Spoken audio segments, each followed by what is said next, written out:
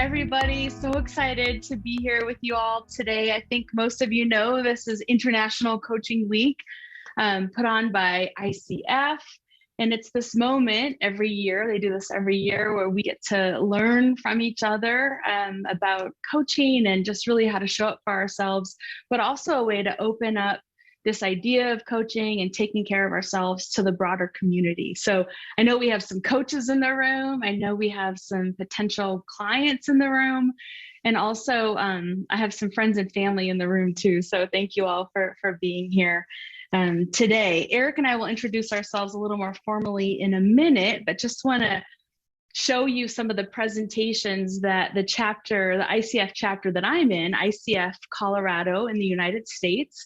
These are the presentations that we're offering this week. So you can see at the bottom, there are a couple more there. So if you're interested in either of those, you can still sign up for those tomorrow. And before we get into the content, I want to quickly just go through some Zoom stuff. I think that 99.9% of you are really comfortable with this, but just wanted to point out for those of you who don't usually use Zoom, in the bottom left, you can mute yourself. We'll be using chat today, probably quite a bit. We already are using chat. For those of you who are just joining us, if you want to type in chat where you're at right now, where you're taking this call from, we have people from all over the world. And also you'll see the reactions button. It's down there kind of towards the right. You can use some of the emoticons throughout the presentation. If you want to throw me a heart or a laughing smiley face right now, go for it. And then also, I think most importantly, thanks, Rick, in the upper right in the view, you can see that you can change the view. So if you want to see everybody that's here right now, or if you just want to see the presenter view. All right, well, let's dig in. Since we're here, we only have about 45 minutes, so we're going to go fast today. And I've actually created a list of resources for you so we'll put the link in chat now if you want to share that, Eric, the skyteam.cloud/self-care. We'll put in some additional resources for the content, and we'll share that again at the end of our session today. So I'm Ruby Vesely. Obviously, you can see my picture there. I'm a coach. Eric and I work for an organization called SkyTeam. We're a leadership development consulting firm. So we get to lead leaders in programs to help them build connection with each other and grow in their leadership capacity. And we're also all executive coaches. And that's my favorite part of the work. That's where my heart is, just really being with people one-on-one and helping them grow and get through the hard stuff that they face at work and personally sometimes too. Eric Spencer, he's here as well. He works at SkyTeam. He's my colleague. Eric, if you want to introduce yourself. Yeah, my name is Eric Spencer. I'm here to help Ruby today. We work together. We are co-authors on the book You, Me, We. And I'm looking forward to watching Ruby do her thing. Perfect. Thank you so much. So today, as the title implies, we're going to talk about what does it mean to be an ally to yourself? What does it mean? How do we show up for ourselves as a best friend? So we're going to share a little bit more to start out, just give you a little more context and background around our book, You, Me, We. And it's why we all need friends at work and how to show up as one. So we're going to give you a little bit of context around that book and then flip the model a little bit and talk about what does it look like? What are those behaviors? What are the practices to show up as an ally to yourself? And at the end of our time together, we're hopefully going to be able to give you some time in small groups to reflect on the content, learn from each other, and walk away with one thing. Like, what's the one thing from a self-care perspective that if you could turn up the heat on a little bit, that would make the biggest difference on your whole life? And again, I know there's some coaches in the room, and I would love for you coaches to just think about this, first of all, from your own life, knowing that you can use these resources, this model that we're going to share with you in some of your client conversations, or a way to frame up this idea around self-care and what it looks like.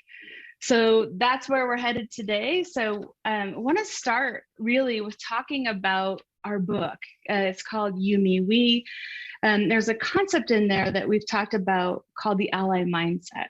And the book's primary focus, the first lens, is really about how do I show up as a friend to others at work? What does that look like? You may have seen another book on the cover slide called Cultivate the Power of Winning Relationships. And that was written by thanks, Eric. That was written by our business partner, Morag Barrett, the other co-author to You, Me, We. She may be joining us today. And that book is really about who are your critical stakeholders at work? What's the quality of those relationships? And what do you want to do about it? All the work that we do at SkyTeam is really lensed on the importance of our relationships at work. So this book builds off of that. It got us thinking about, well, someone has to go first. Someone has to go first in the relationship. So what does it look like to be a friend at work to others?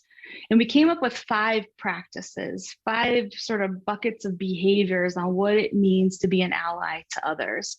So I'll walk through these quickly, knowing that next we're going to kind of flip it and talk about, well, how do these apply to being an ally to ourselves? So the first one here is abundance and generosity. When we think about showing other people in our lives, we start with abundance and generosity. And it's this belief that there's more than enough to go around. So I'm thinking about, how can I support you? How can I be in service of you? How can I enable your success? How can I enable our success? And the second practice is connection and compassion. And this is going beyond the task and really connecting with the human in front of you. What do they care about? What's important to them? Showing up with empathy, showing up with compassion for the person, the human that's in front of you. And the next practice for showing up as an ally to others is courage and vulnerability. And this is, I've already said this a couple of times, like someone has to go first. So showing up vulnerable, telling someone, I don't know what the hell I'm doing. I'm afraid, I'm worried. Will you help me? So this also has a little bit of asking other people for help. And that's the courage and vulnerability. And the fourth practice here is candor and debate. And this is discussing the undiscussables, having the hard conversation, giving the tough feedback. And you can see that these start to build. If we give time to others and we spend time with others, we know them as humans, we start to inject a little bit of courage and vulnerability, we can start to feel comfortable to at least start to broach the candor and debate and the hard conversations. And the last piece of the pinwheel here is action and accountability. And this is doing what you say you're going to do. This is keeping your commitments, keeping your word. And when we talk about action and accountability, there's also a little bit of a proactive service-based mindset. It's actually looking up from your own life and your own work and thinking about what other people need. So this is the ally mindset in this like outward focus, thinking about the people that you work with, the people in your lives and what's important to them and how can you show up for them. And that's the primary lens in our book. And Eric is one of the co-authors of the book. What would you add to this model? Anything that stands out for you? Yeah, I mean, I love what you said, right? These things build on one another, right? It starts with this abundance mindset that enables you to connect with other people and be empathetic so that you can let your guard down, right? So that you can have the conversations that you need to have and then hold each other accountable. So some of these things are going to come more naturally to you than others. Sometimes you're going to have to work a little harder. I'm all about candor and debate, but I'm not so good at doing the courage and vulnerability thing until you're inside the circle, right? Whereas Ruby's connection and compassion all day long. Yeah. Cool. Thank you, Eric. So when I think about this book, the question that's really being asked is, how do you want others to feel in your presence? How do others feel in my presence? What does that feel like? And even early on, when we started talking about this book, we started recognizing and paying attention to, well, okay, we need to show up in service to others. And there's this counterbalance. We have to also show up for ourselves. And so today, what we're really thinking about, the question that we're thinking about is, how do I feel in my own presence? what's going on in here? What do I need? How am I taking care of myself? Am I living the life that I'm longing for? That's what being an ally to yourself is. So today we're going to, like I said, flip the model around, talk about what does it mean in that same lens, in those 5 practices to demonstrate self-care, to be an ally to yourself. One thing I say to almost every client, and I say it to myself actually quite often, no one's going to take care of you like you can, no matter who it is. And it's not because they don't care. It's not because they don't love you like this much. It's because they actually don't know. They don't know what you're thinking. They don't know what you're feeling. They don't know what your body needs. So it's like this topic is so important, and the ripple effects are just huge, as we all know, right? You in the room are doing this work already. So I want to start to talk through the model, but first I want to give you some time to think about your own experiences with self-care, because we go through sort of ups and downs. Sometimes we're really good at it. Sometimes it's not so great. So I want you to think about 2 different scenarios. The first one is, think about a time when you weren't really showing up for yourself. What did it look like? And what was the impact? And if we flip it around, think about a time when you felt fully resourced. When I use that term, I mean, you're taking care of yourself. You're making sure you have what you need. What did that look like? And what was the impact? So we're actually Eric's going to play us some smooth jazz. We're going to give you about 2 minutes. You can stay cams up or cams down. Just take some notes. And you don't have to share your examples with anyone, but I would love to hear in chat when you get back for each of these. What did it look like? And what was the impact on your whole life? All right, go for it. Yep, 2-minute timer. Starting now. Cool, thank you.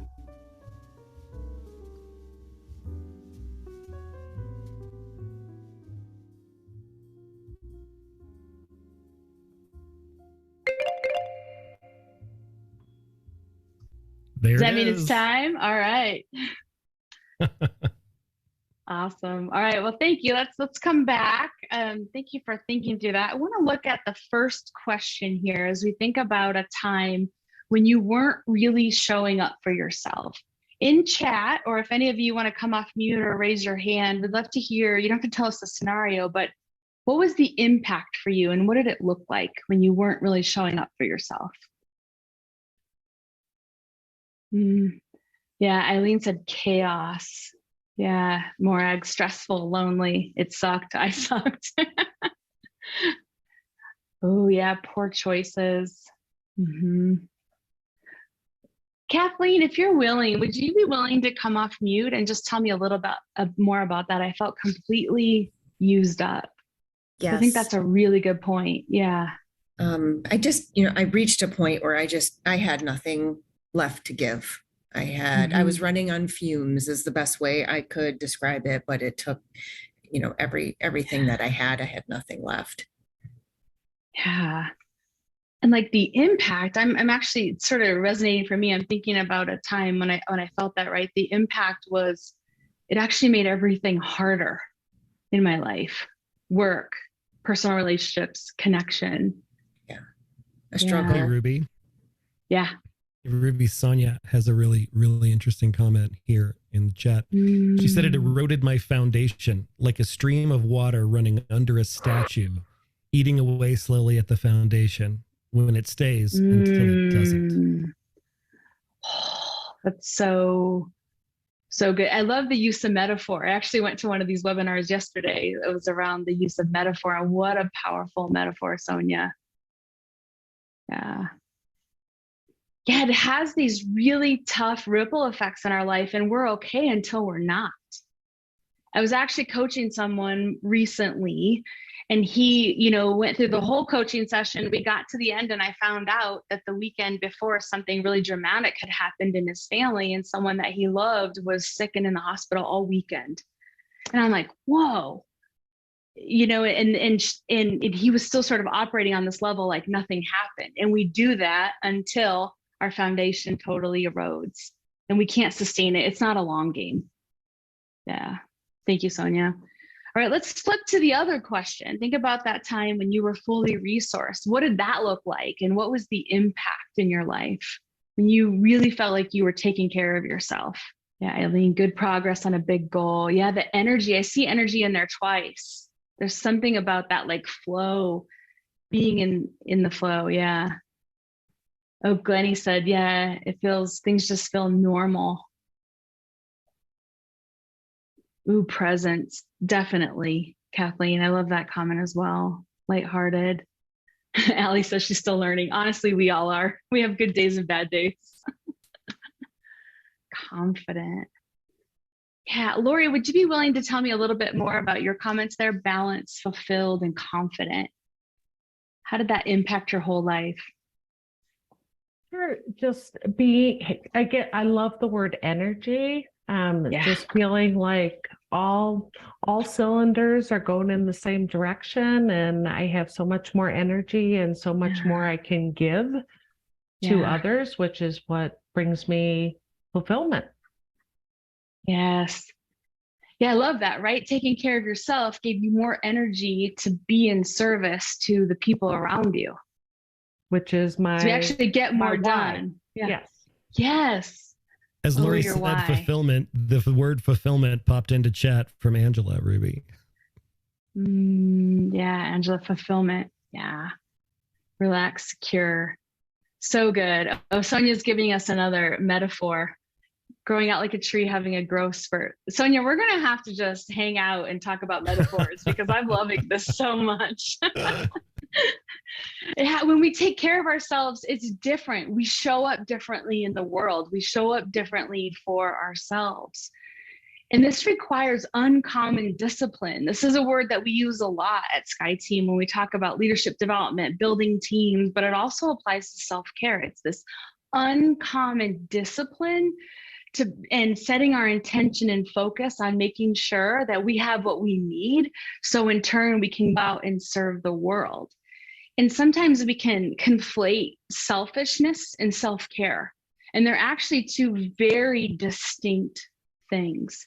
And so when you're thinking about your own life, and we can sometimes feel selfish, but no, it's actually self-care.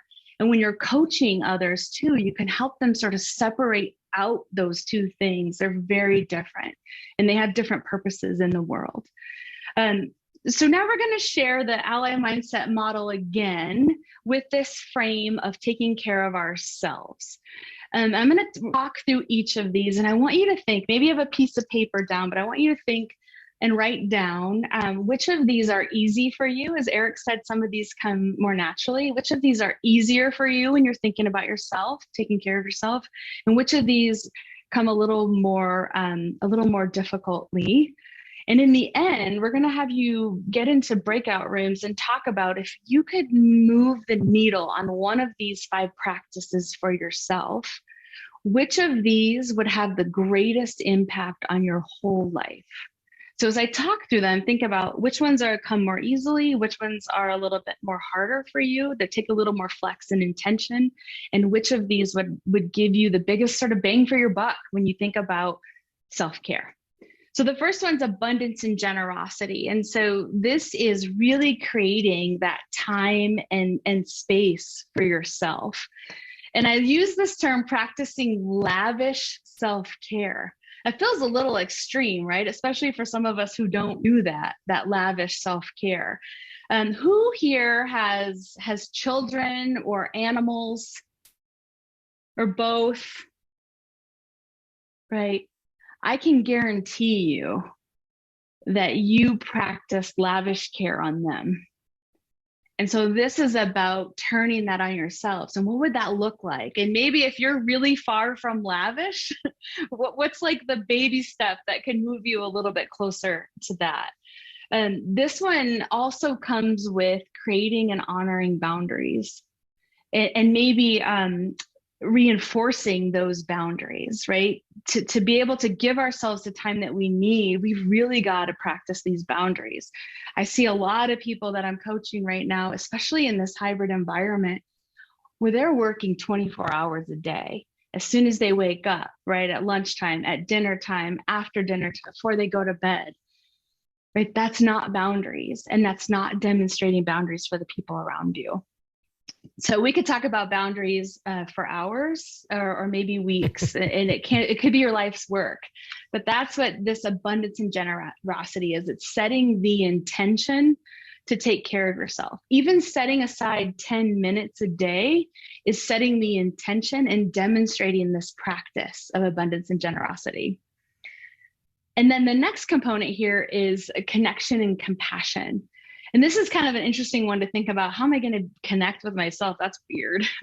But this is a deeper kind of connection. It's this constant reflecting on your life and what's worked and what hasn't worked, and what are my values? What am I longing for? It shifts. It changes all the time. And if we don't spend the time with ourselves or start to think about these questions or have people in our lives who ask these questions, we just keep doing the thing. And we may not be living the life that we intend. You might just be living the life that you get, not the one that you're really wanting to create for yourself. Those middle two bullets there are really classic emotional intelligence. If we don't pay attention to what's going on or spend time with ourselves, we don't know what's going on with the emotional undercurrent. We don't recognize when we're having voices in our heads that aren't serving us and pushing us into positions or making decisions that maybe don't serve us the best. So that's emotional intelligence. You all may be familiar with the Saboteur's work by Shirzad Chamine. And then the last bullet here, when I think about compassion, this is about deeply honoring your journey. There's a component here in being an ally to ourselves, showing up as the best friend for ourselves, and trusting that who you were yesterday, that person, they did their best.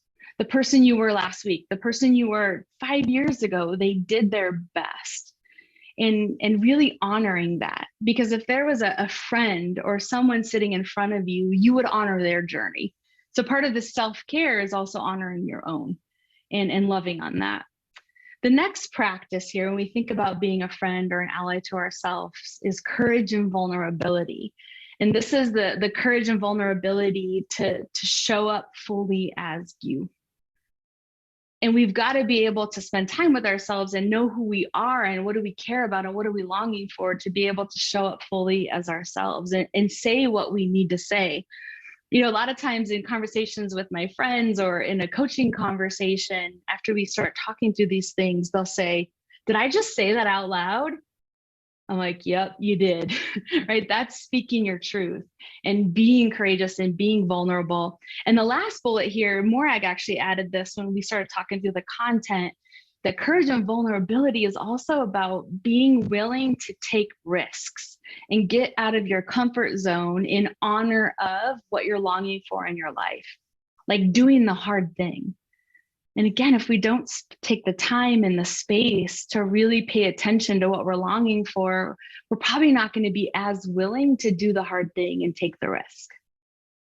And the fourth practice, when I think about being a friend to yourself and being an ally, is candor and debate. And this to me is pure curiosity, questioning the status quo, from a very simple thing like, do I really have to go to this meeting today? If I'm going to take care of myself, and what's my energy level? Do I need to go to this meeting? Do I need to keep my dinner plans tonight or this weekend?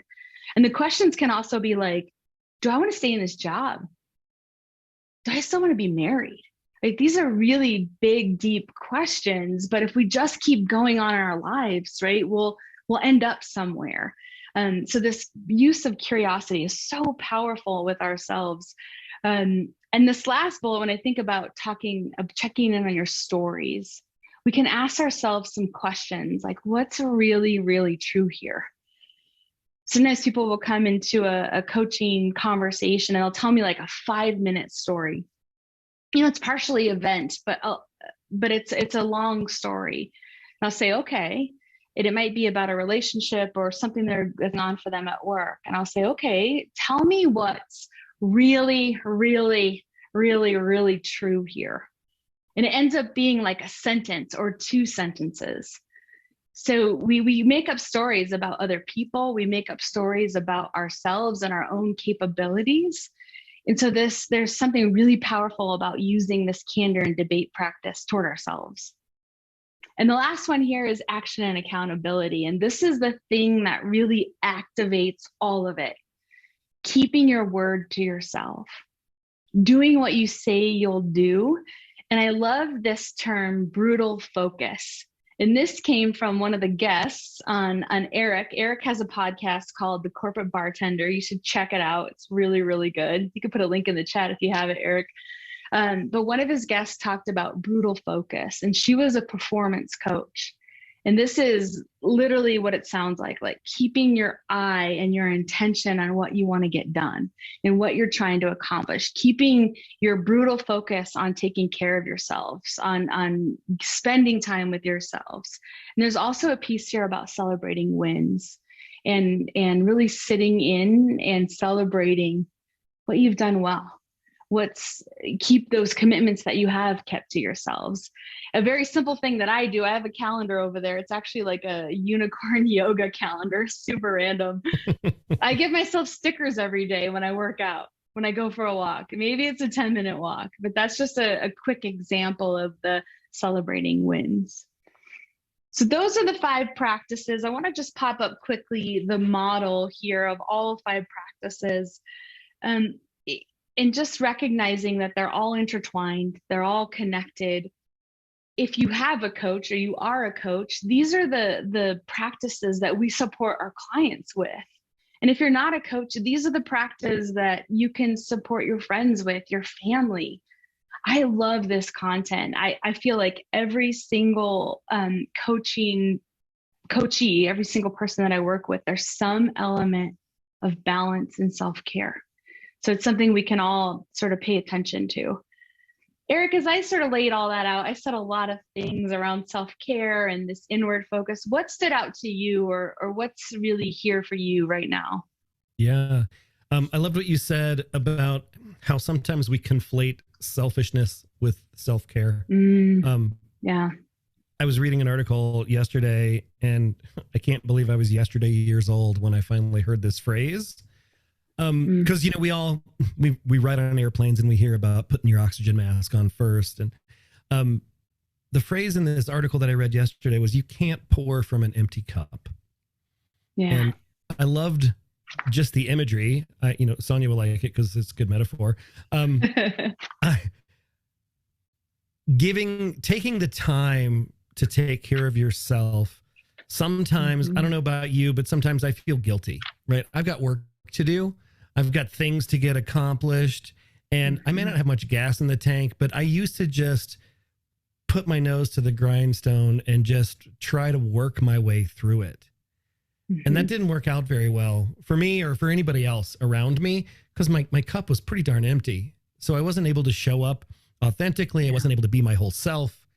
And not only did that cost me things, but it cost my colleagues things. It cost the company things. It cost my clients things, because I wasn't showing up as my best self. My cup was empty. So now I try as best I can to prioritize that. And if I'm out of gas, I try to walk away from this desk.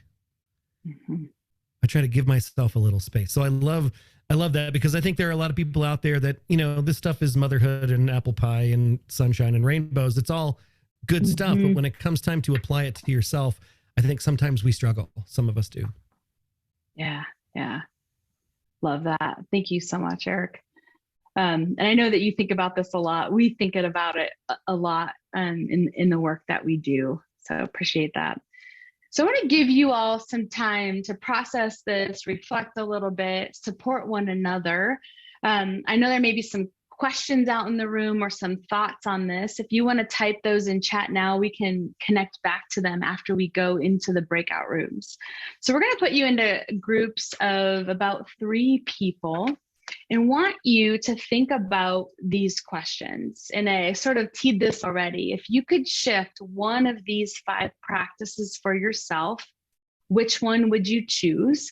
Which one would have the greatest impact on your whole life?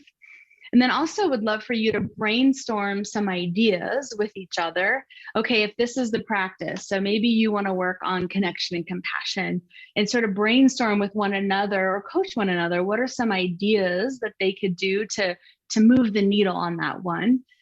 And then pick one idea and then think about what's going to remind you, what's going to hold you accountable to this commitment that you're making to yourself. So essentially pick one of the practices and think about what's the one thing that you want to commit to for yourself. And then how are you going to remind yourself? In coaching, we call these structures. So it could be a sticky note or maybe a picture on your phone or a picture that you put up on your wall. It could be a playlist or a piece of jewelry. But like, what's that thing that's going to connect you back to this commitment making to yourself? It could even be a calendar entry. So again, those are the questions. I actually have these. I'm going to put them into chat so that they will go with you while you are in your breakout rooms. Any questions or thoughts before we put you into your breakout rooms for probably about 7 minutes or so? All right, cool. We'll give you a warning when you're about halfway through, and we'll see you when you get back.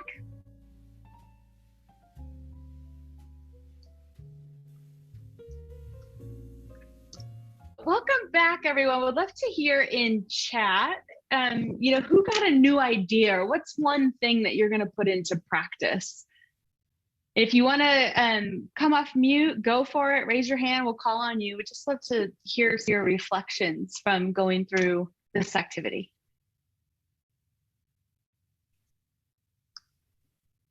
Well, Ruby, this is Sonia. I'll come off so I don't have to try and type so much. But first off, I just want to say thank you to the fellow attendees that were with me, Tatiana and Angela.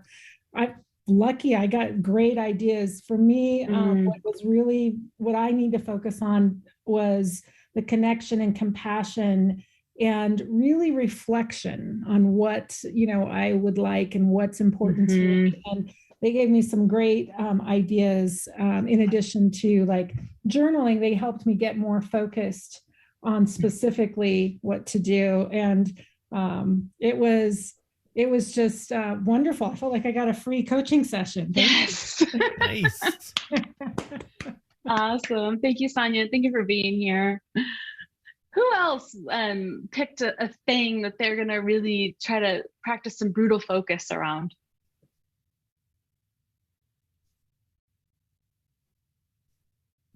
And or any reflections from that activity? I'll chime in real quick. I had the pleasure of chatting with Adriana, and my key takeaway is to keep reminding myself that whatever path we're on is not always linear. So good. Yeah. Amen. Thank you, Lori. There's a comment from Rick Vesely in the chat, Ruby. Interesting last name. He said, when I noticed I'm stressed, get outside and go for a walk. Thanks for the free coaching, Eileen. Aw. Awesome. Thank you, Rick. And thank you for being here. Love to hear one more before we close out, and we can take any questions after that. One more. Just what your reflections are on that activity or one thing you're going to put into practice. One idea that came up in the discussion, it's Oli here from Switzerland, was to basically include everyday moment where I can reflect on what I achieved with my goals, also the time I dedicate on myself, because it's a new habit I'm trying to implement. It doesn't come naturally or easily. And so I kind of need to squeeze in my kind of to-do list, because otherwise I would just do everything but that. And that's not easy. It's an everyday struggle, but it's about making it a habit every day, having some moment to kind of reflect on that and diversifying. It could be sport or meditation, or it could be other kind of things, but to have it in there and to stay focused on that. Yeah. Beautiful. Thank you so much for sharing that. And I'm sure that resonates with probably everybody on this call, just those daily habits. I was talking to someone else recently, and they were saying, the longer we go with that self-care, or the more we get into that burnout and we don't invest in ourselves daily, the longer it takes to recover. So there's just actually a really strong business case for doing little tiny bits of this work along the way, or that daily reflection, so that we don't have such a heavy weight to lift if we've sort of put ourselves on the back burner for a longer period of time. Well, thank you all so much for being here. We're gonna put a link into the chat for some additional resources. I also included an article on this site that we created. It's skyeteam.cloud, S-K-Y-E, skyeteam.cloud/self-care. There's a link to a Harvard Business Review article called Time and Energy Management. And it talks about thinking about your whole self and different ways to replenish your energy. In some of the ways that maybe you don't usually think. So it has like physical, mental, spiritual, emotional. I love that article. That's in there. Just want to say one sort of final thought, and this is in the last chapter of our book, and it's from the 4 Agreements. Who here has read the 4 Agreements? Probably a few of you. Yeah. So the 4th agreement is always do your best. In the books by Don Miguel Ruiz. And our best isn't always a 10 every day. So it's giving yourself the grace that maybe out of 10, today's a 3. And just do your best today. And knowing that you did your best. And tomorrow is a new day. So that's sort of our parting final thought for you. Any last words for you, Eric? No, this is great. I love taking the work that we've done and turning it around and applying it to ourselves. You know, I think a lot of times as practitioners, we're like the cobbler's children. It's hard to take our own advice. It's hard to take our own medicine, so to speak, and carve out time for self-care so that we can show up authentically and be better. So I love the opportunity to be here with you today, Ruby. Thanks everybody for hanging out.